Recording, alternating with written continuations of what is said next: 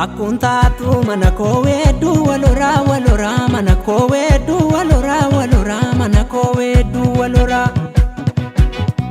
Dua konfetu situ diredi na kona unkura situ diredi na kona unkura situ jiru ko kurkura Wadarofte pandini yoka yoko tatu na tatu dini yoka yoko tatu na tatu siagala kiya hatu Siragandega ulfika ku konga tatu ulfika ku konga tatu sidarbate tonangatu Halarra nijaju abdinko jirma abdagale ko sibata aminani nundofne abjunko orenko bifansi fakata Sifyo hurgufe manarasu yo fute bubengu tiyeko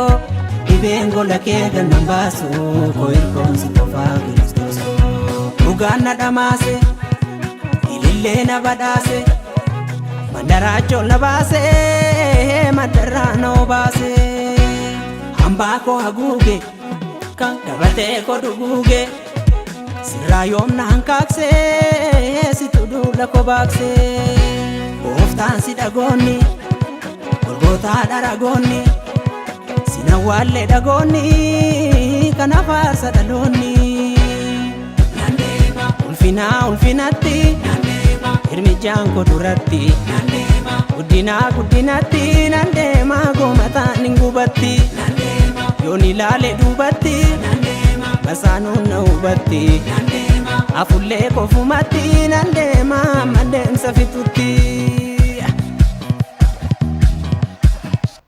Hi,